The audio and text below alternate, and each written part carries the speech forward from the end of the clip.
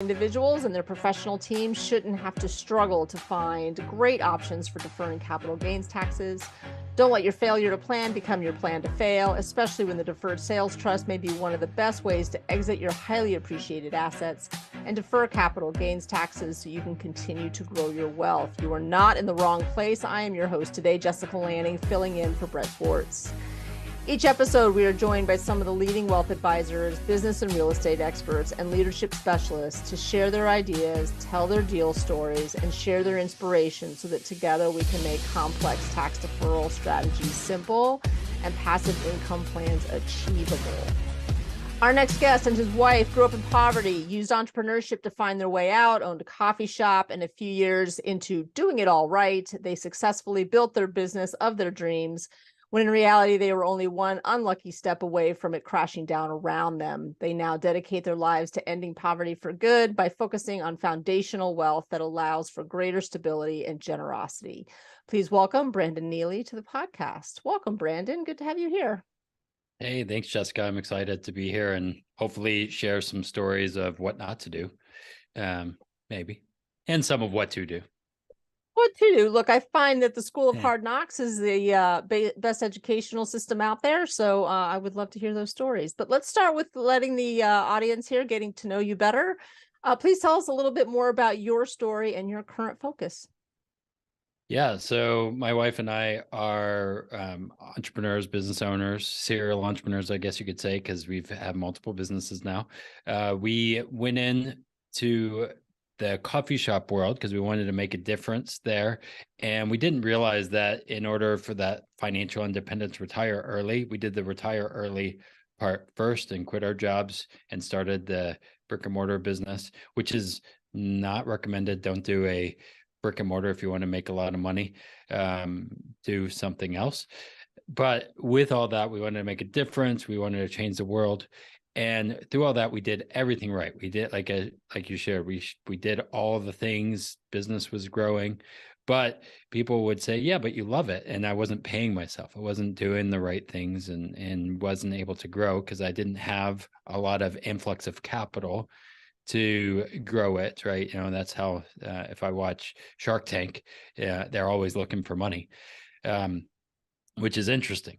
So I'm like, well, I don't have a rich relative, uncle, or somebody to help me grow this empire. And at the same time, we had a flood in the business. Literally, the roof was off, and it rained really bad. And got a call from one of my staff, and they said, the store is falling apart. You need to come in right now.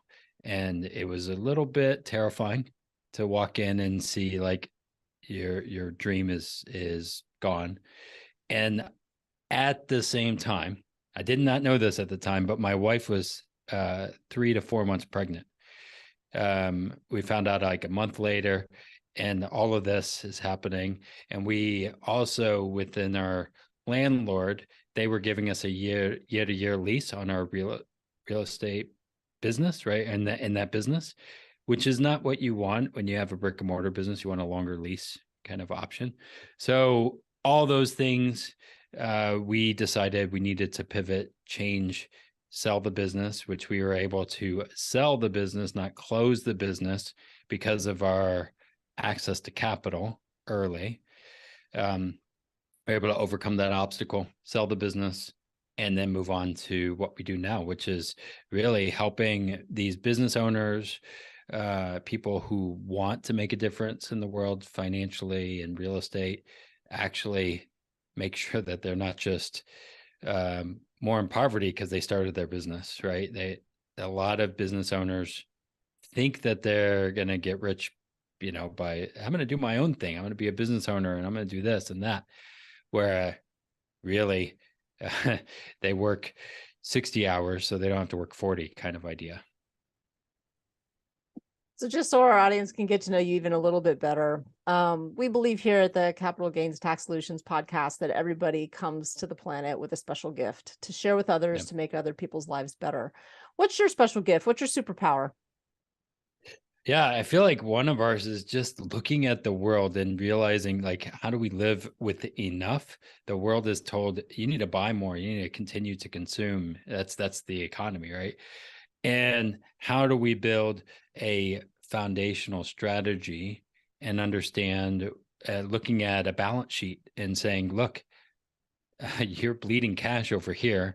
How can we help make sure and build a system where you win, not just JP Morgan, or even if you're in the real estate deal, that oftentimes people are like, I'm going to fix and flip, I'm going to do this, but they realize they're really on a hamster wheel, right? And so my superpower is helping people and get off that hamster wheel to being, more of a place of not stress free, I wouldn't say that, but a stable financial foundation.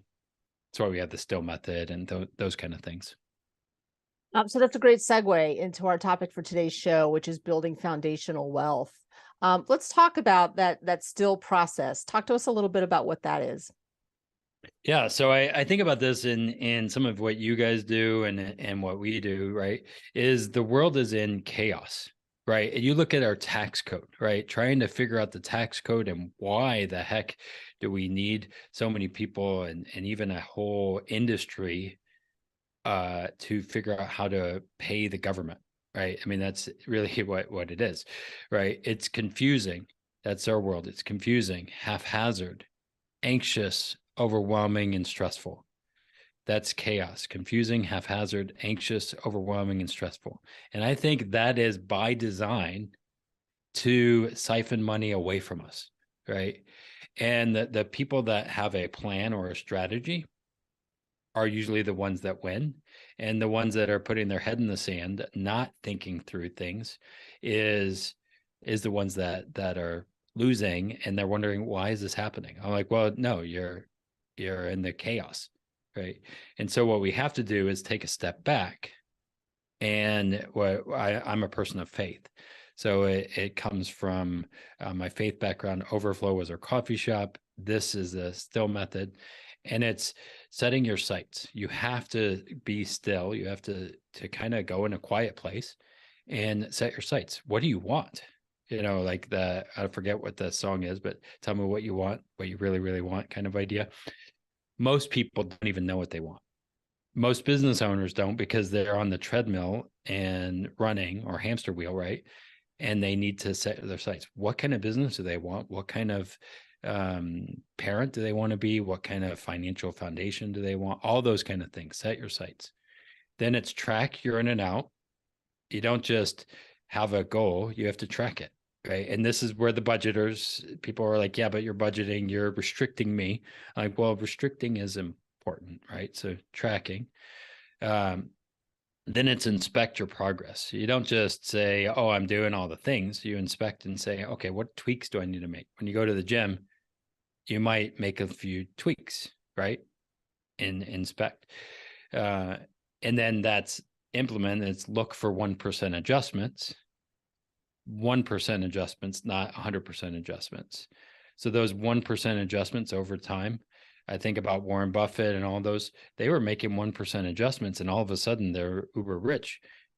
But 1% for him is a big difference for, you know what I mean? It's all subjective, right? 1% adjustments, not the big things, not the home runs, but the base hits, right? And then live deliberately. This is kind of the thing I think about is having estate plans, doing those things, putting the pieces in place, living deliberately, and then you do it all over again. And this is a still method is something that is a practice. It's almost like a spiritual practice. I never said anything about products. I never said anything about taxes. It's you doing that thing, and the answers and questions may change a little bit over time, I right? find this to be true. I work with a lot of, I'm a financial planner. I work with a lot of people who are what I call do-it-yourselfers, even if it's just Mm-hmm. by accident, right? They've manage their careers. They've lived within their means. They've saved their money, but they do feel like they're in a place of chaos, and they do feel like it's all completely overwhelming. So how do those people start to recognize that that's the place that they're in, excuse me, and now reach out for help? Like, where do they come to you? What's their aha moment? I think some you have to realize that you're in chaos and do something about it, right? And that's where there's guides, there's other people, and there's even on social media, there are people who have conflicting advice, and the reality is sometimes they're both right, which is a hard thing to say in our world of divisiveness. But like for me, I think about Wall Street versus life insurance. Maybe it's both, not an either or, but a both and, right? And so what the client needs to do is it has to come from them. I can't change them. I can't help them until they want the help, right? It's kind of like an addict and those kind of things, right? We have to want it. You have to want to take your head out of the sand, or thinking about the Matrix idea, you have to want to take the blue pill instead of the red pill. And if you have done that, then there's people out there, and my goal is to help you build foundational wealth. So regardless of if a flood happens, or I don't know, inflation, or who knows what's going to happen tomorrow, because I mean, seriously, watch the news, and every time I'm waiting for aliens or something. Maybe, but that will probably tank the market. If aliens show up, I'm sure that'll affect Wall Street. So I see a lot of people who own property, right? This has been their path to building wealth. And now they've got 30 doors, right, what I call doors and windows, right? They've got 30 keys, and they're trying to manage all these properties, and they're trying to figure out, okay, what do we do next? And they're a little bit tired of tenants, and they're tired of toilets and trash, and they want out, but they don't see a way out of that chaos. How do you help those folks?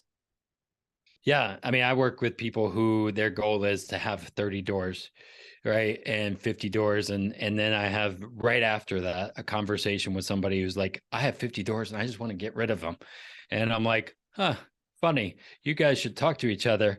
I unfortunately I can't like share your information with each other. But anyway, you have to again know what you want. And for me, this is me. I'm in the real estate world. I have a life insurance policy, and I used my life insurance policy to buy a commercial real estate office, which is my office that I'm standing in right now. So we have that, used it to buy it, and then my business is paying me rent, right? So that's one way I'm thinking about it.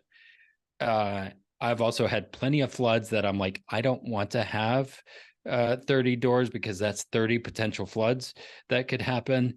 And let's not do that. Right.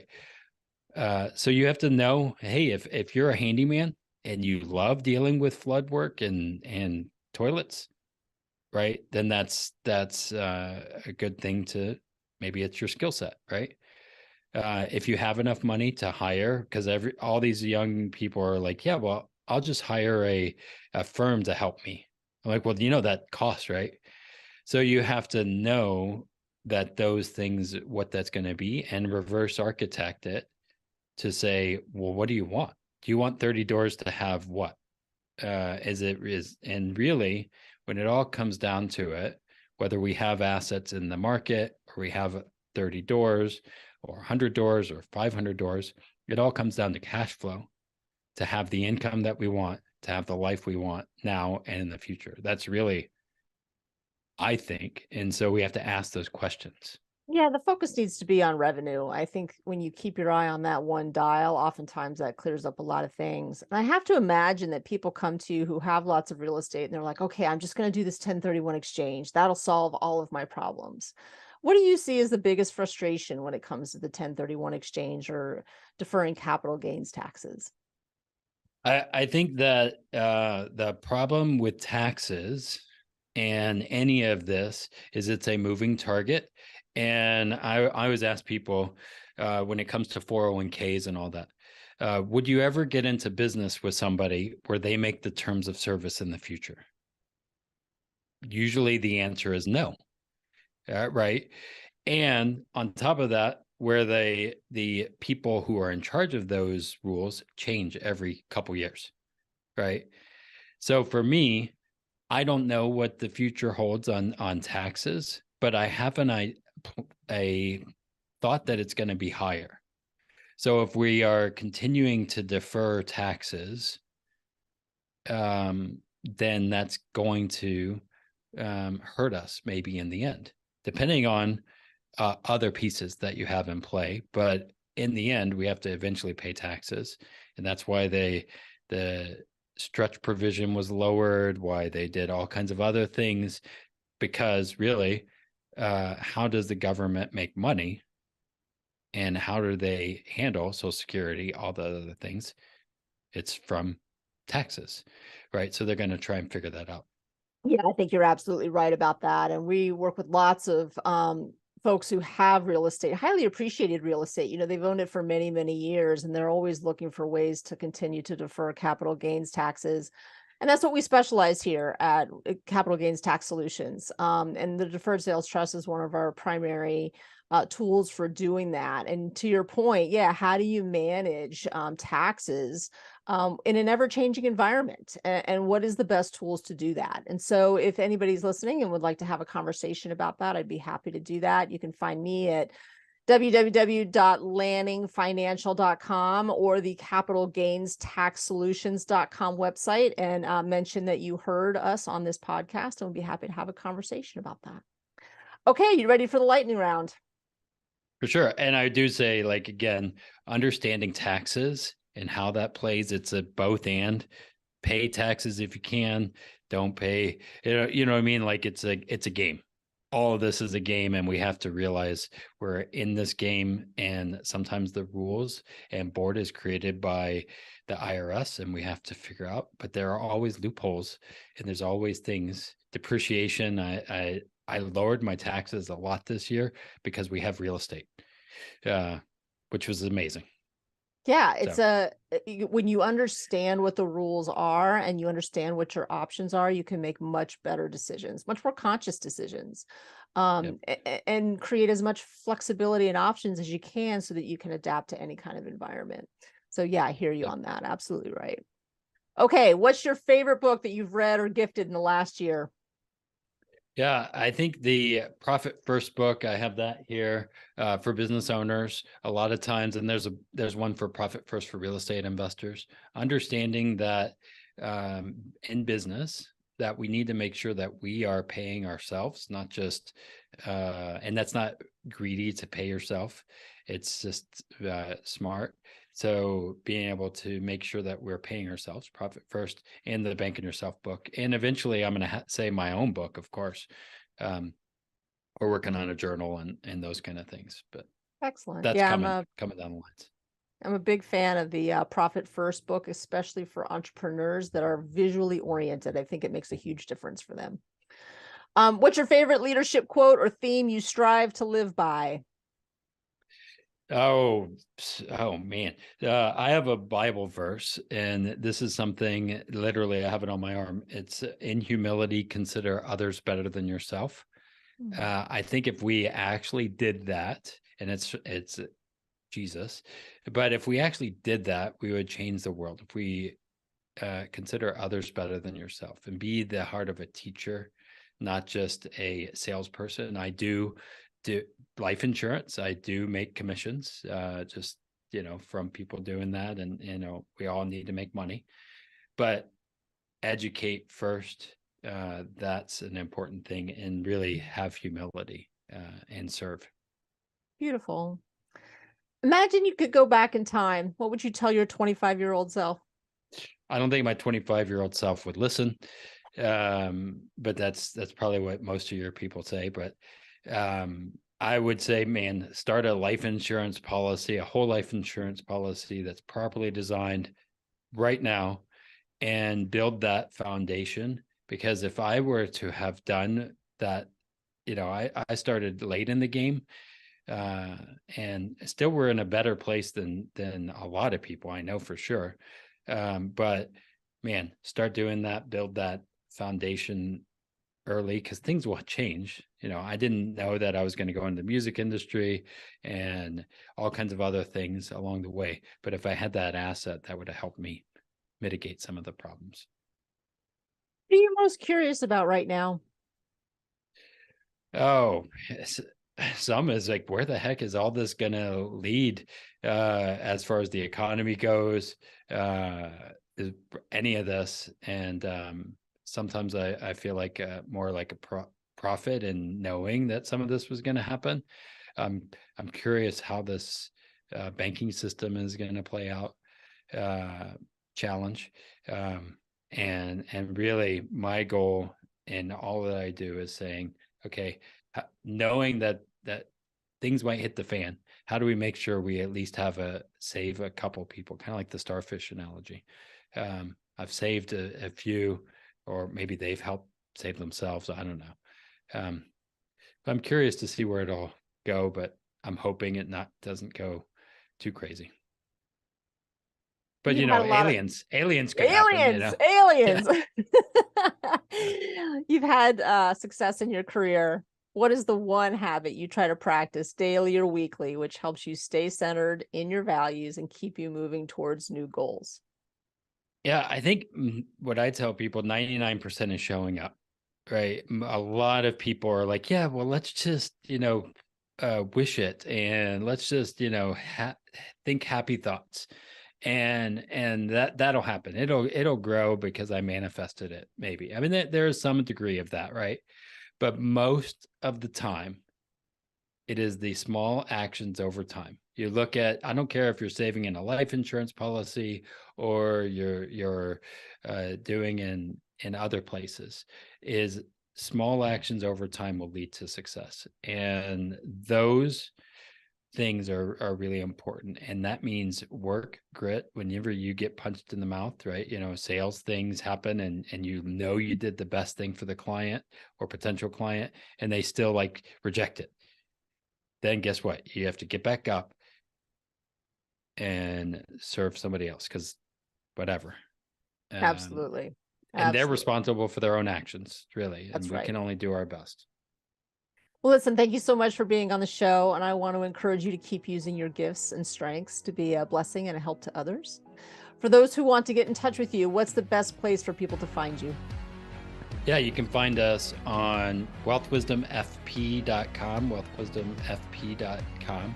You can get a report there, how to secure your financial future outside of a W-2. If you go there, do /report. And then you can find us on YouTube. We have our own YouTube, our own podcast. So if you look up Wealth Wisdom Financial, you better be able to find me all over the place. Well, that wraps up the show. I want to thank you, the listener, for listening to another episode of the Capital Gains Tax Solutions podcast. We believe that high net worth individuals and their professional teams shouldn't struggle to find great options for deferring capital gains taxes. Don't let your failure to plan become your plan to fail, especially when the Deferred Sales Trust may be one of the best ways for you to exit your highly appreciated assets and defer the capital gains taxes so you can continue to grow your wealth. Please rate, review, and subscribe, and we'll see you next time. Thanks again for being on the show.